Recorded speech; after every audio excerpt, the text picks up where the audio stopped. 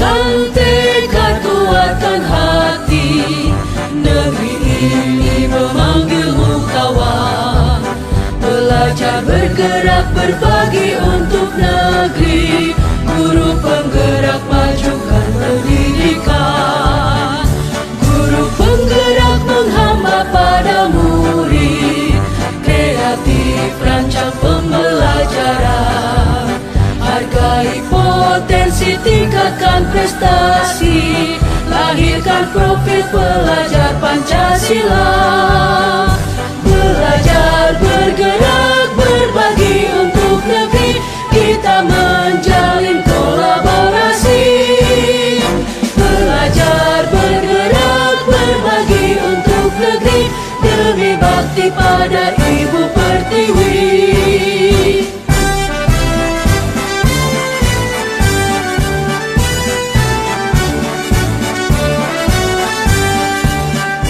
Bulatkan tekad, kuatkan hati.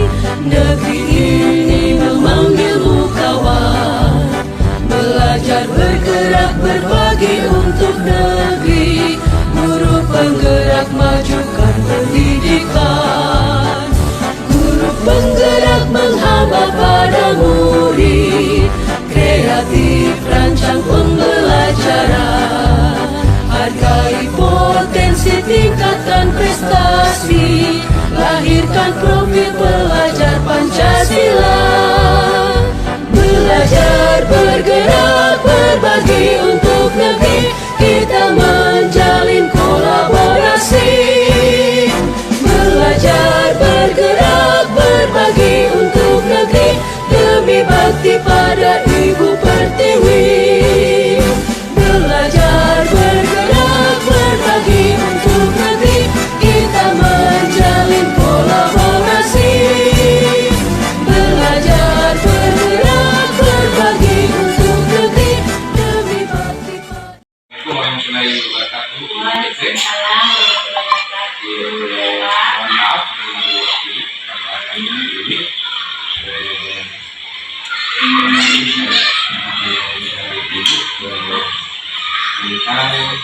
tugas kami satu modul 3.1. Baik Bu, untuk mempersingkat waktu, izinkan saya bertanya kepada Ibu. Selama ini bagaimana Ibu Tete dapat mengidentifikasi status yang merupakan diri kita kalau di Tangerang?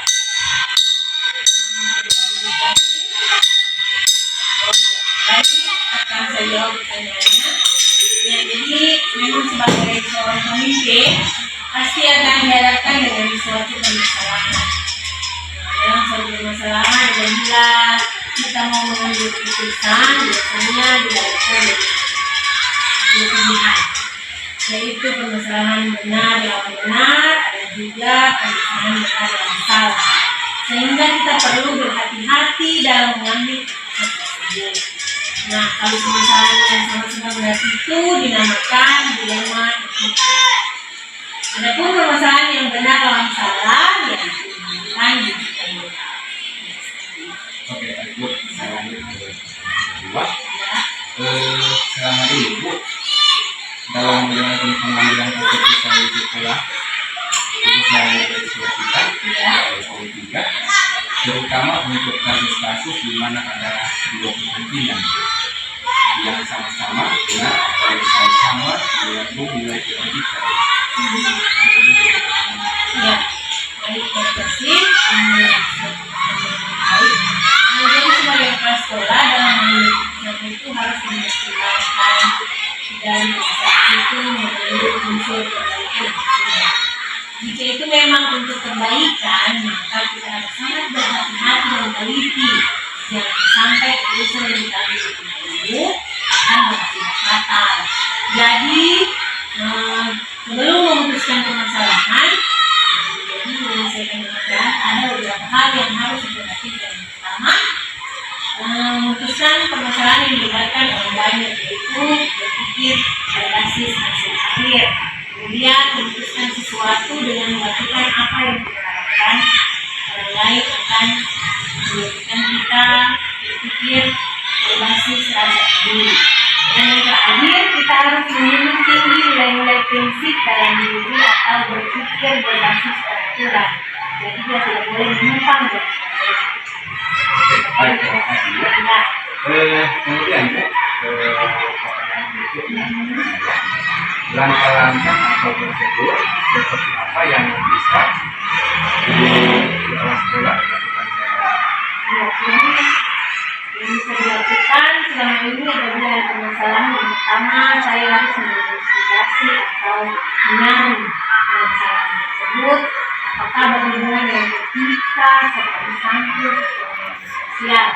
Kemudian mengumpulkan bukti-bukti yang relevan dan menguji benar atau salah, sehingga dengan kasus tersebut kita bersalah dalam mengambil suatu keputusan. Dan kita juga menunjukkan gagasan baru yang bermanfaat dan kreatif, dan yang terakhir melihat keputusan dan melakukan refleksi. baik Bu, terima kasih.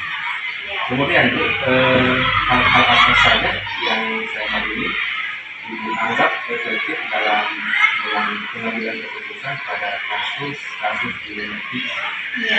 Jadi selama ini yang saya anggap efektif dalam mengambil keputusan yaitu saya melakukan analisis kasus, kemudian menentukan solusinya dan menyesuaikan dengan peraturan serta norma yang berlaku. Kemudian mengedepankan kepentingan umum sehingga solusi tersebut bermanfaat bagi orang dan baik serta secara jangka panjang. Seperti itu. Baik, oke, Ya. lanjut Ibu ke pertanyaan berikutnya. Hal-hal apa saja Bu yang selama ini merupakan tantangan dalam mengambil keputusan pada kasus dilematik? Ya, baik. Dalam pengambilan keputusan tentunya banyak tantangan ya. Salah satunya itu apabila ada permasalahan yang kedua-duanya benar dalam mencari keputusan yang terbaik karena keduanya merupakan masalah yang sama-sama benar. Dalam mengambil keputusan harus menguntungkan kedua belah pihak dan tidak merugikan salah satu. Baik Bu, oke Bu, saya lanjut ke pertanyaan berikutnya. Ya. Apakah Ibu memiliki sebuah kata-kata atau jadwal tertentu dalam sebuah penyelesaian kasus di etika? Apakah Ibu langsung menyelesaikan di tempat atau memiliki sebuah jadwal yang menyelesaikannya atau prosedur seperti apa yang dijalankan selama ini? Jadi untuk memutuskan masalah yang ringan, biasanya saya langsung putuskan saat itu juga. Jika masalah itu berat, maka saya menentukan langkah-langkah. Jadi mungkin ada jadwalnya seperti itu. Misalnya yang seperti saya utarakan tadi di pertanyaan sebelumnya, seperti itu yang ada yang tadi. Jadi langkah-langkahnya seperti itu yang akan saya buat. Seperti itu. Baik, oke. Selamat ya Bu. Ya. Adakah seseorang atau faktor-faktor apa yang selalu dulu mempermudah atau membantu Ibu kepala sekolah dalam pengambilan keputusan dalam kasus dilematik? Ya, baik. Dalam pengambilan keputusan saya selalu mengajak seluruh kepala sekolah atau stakeholder yang ada untuk murid, orang yang mempunyai kedekatan personal dengan orang yang mengalami permasalahan itu. Jadi banyak solusi dan masukan yang akan membantu dalam mencari alternatif solusi tersebut. Ya. Baik, oke. Ini pertanyaan yang terakhir Bu. Ya. Dari semua hal yang telah disampaikan Ibu kepala sekolah, Ya. kemudian apa yang dapat Ibu petik dari pengalaman Ibu dalam mengambil keputusan dilematik? Ya. Jadi setelah tadi kita berbicara ya, jadi pelajaran yang dapat saya petik ya seperti saya lebih menjadi bijaksana dalam menganalisis sebuah permasalahan untuk dijadikan pertimbangan dalam menentukan solusi yang tepat dan terbaik. Seperti itu. Terima kasih Bu. Ya. Juga memberikan tanggapan. Ya. Insya Allah kita ketemu lagi di waktu yang sama. Baik. Terima kasih banyak. Terima kasih Bu. Ya. Assalamualaikum Bu. Waalaikumsalam warahmatullahi wabarakatuh.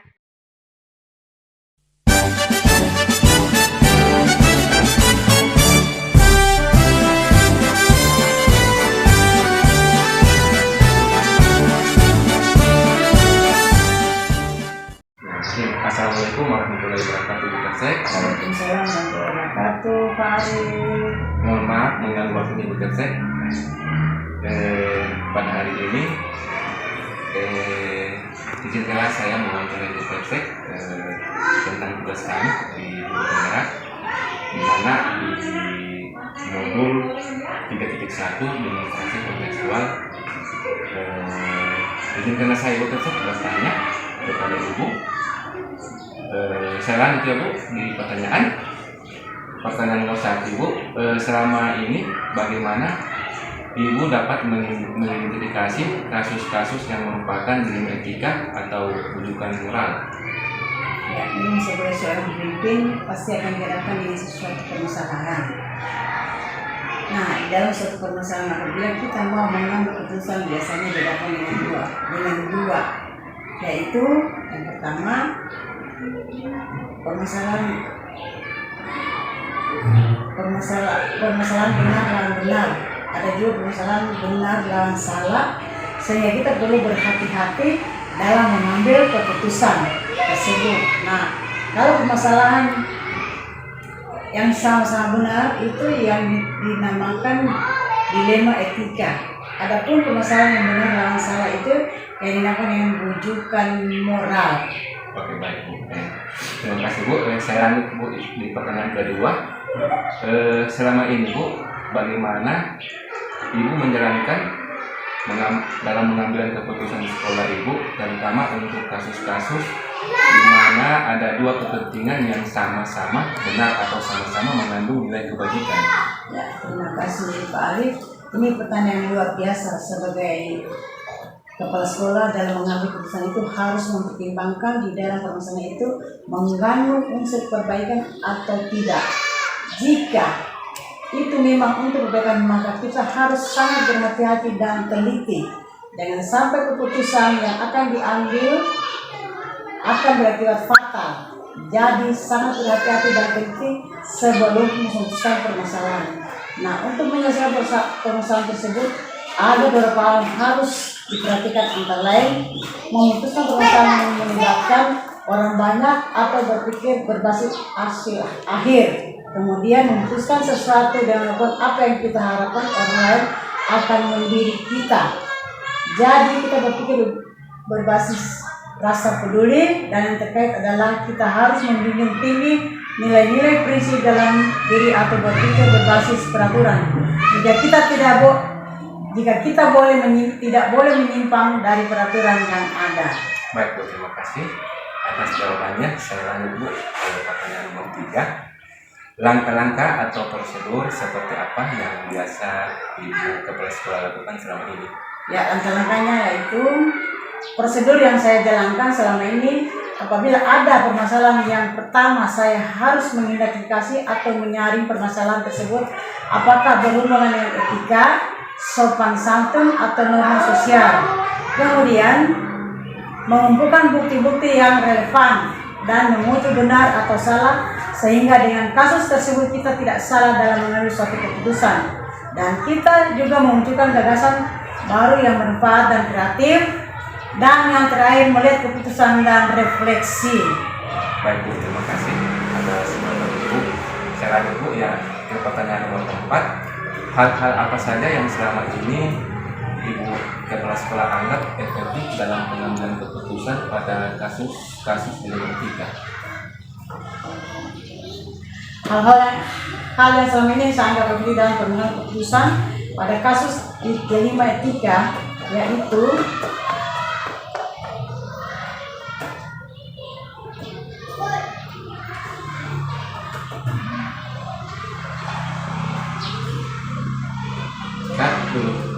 Satu, nanti langsung sambung.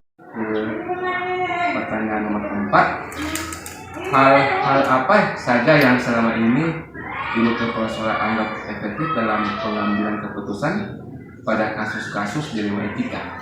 Hal yang selama ini yang saya anggap efektif dalam pengambilan keputusan pada kasus-kasus dilema etika, yaitu saya melakukan analisis kasus, kemudian menentukan solusinya dan menyesuaikan dengan peraturan dan norma yang berlaku, serta mengedepankan kepentingan umum sehingga solusi tersebut bermanfaat bagi orang dan baik secara jangka panjang. Baik, terima kasih Bu. Saya lanjut di pertanyaan nomor 5. Hal-hal apa saja yang selama ini merupakan tantangan dalam pengambilan keputusan pada kasus-kasus dilema etika? Tantangan dalam mengambil keputusan adalah suatu permasalahan yang dihadapkan dengan permasalahan yang kedua-duanya benar dalam mencari keputusan yang terbaik, karena keduanya merupakan masalah yang sama-sama benar. Dalam mengambil keputusan harus menguntungkan kedua belah pihak dan tidak merugikan salah satunya. Baik Bu, terima kasih. Pertanyaan nomor 6 Bu, apakah Ibu kepala sekolah memiliki sebuah tata cara atau jadwal tertentu dalam sebuah penyelesaian kasus dilema etika? Apakah Ibu kepala sekolah menyelesaikan di tempat atau memiliki sebuah jadwal untuk menyelesaikannya? Bentuk atau prosedur seperti apa yang Ibu jalankan? Ya, untuk memutuskan masalah yang ringan biasanya langsung saya putuskan. Jika masalah itu berat, saya melakukan langkah-langkah seperti yang saya utarakan pada pertanyaan sebelumnya yang ada pada pertanyaan ketiga tadi. Baik, terima kasih. Pertanyaan berikutnya Bu, pertanyaan yang kedua.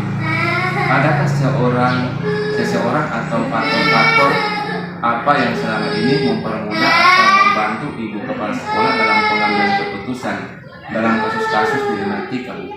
Dalam mengambil keputusan yang saya selalu mengajak seluruh sekolah atau stakeholder yang ada, orang tua murid, orang-orang yang mempunyai kedekatan personal dengan orang yang mengalami permasalahan. Jadi banyak solusi dan masukan yang akan membantu dalam mencari alternatif solusi.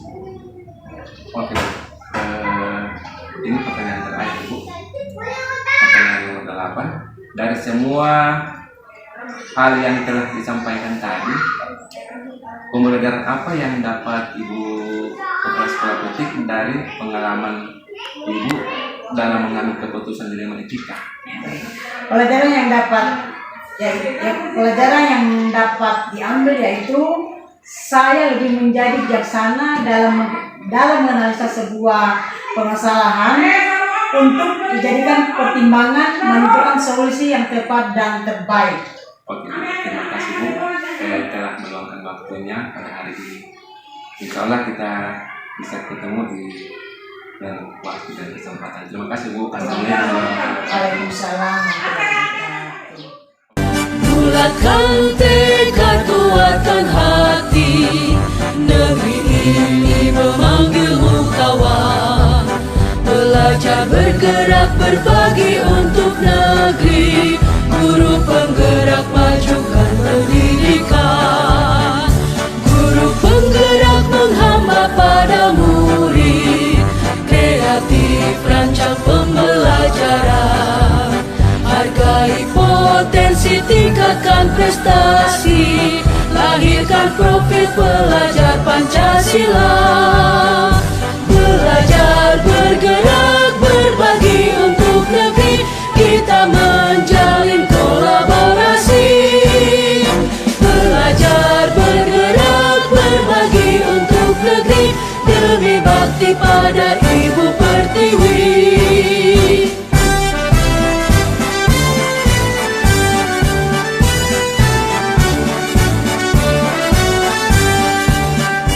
Bulatkan tekad, kuatkan hati. Negeri ini memanggilmu kawan. Belajar, bergerak, berbagi untuk negeri. Guru penggerak, majukan pendidikan. Guru penggerak menghamba pada murid. Kreatif, rancang pembelajaran. Hargai potensi, tingkatkan prestasi. Lahirkan profil pelajar Pancasila. Belajar, bergerak, berbagi untuk negeri. Kita menjalin kolaborasi. Belajar, bergerak, berbagi untuk negeri. Demi bakti pada Ibu Pertiwi. Belajar, bergerak, berbagi untuk negeri. Kita menjalin kolaborasi.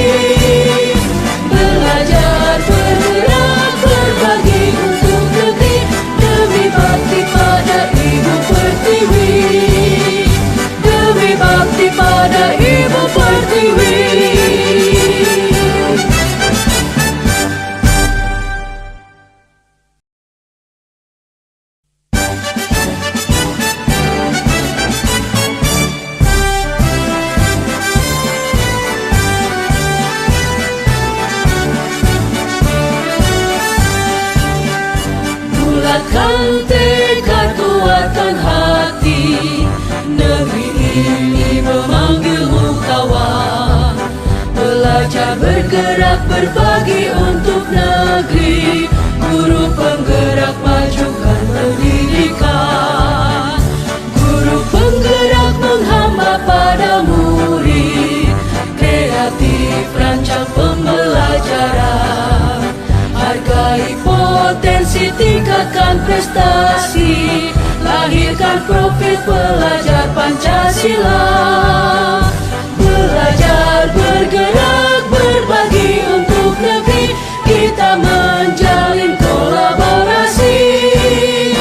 Belajar, bergerak, berbagi untuk negeri. Demi bakti pada Ibu Pertiwi.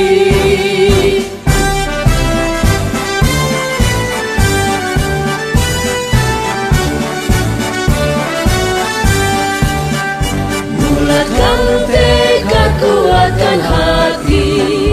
Negeri ini memanggilmu kawan. Belajar, bergerak, berbagi untuk negeri. Guru penggerak, majukan pendidikan. Guru penggerak menghamba pada murid. Kreatif, rancang pembelajaran. Hargai potensi, tingkatkan prestasi. Lahirkan profil pelajar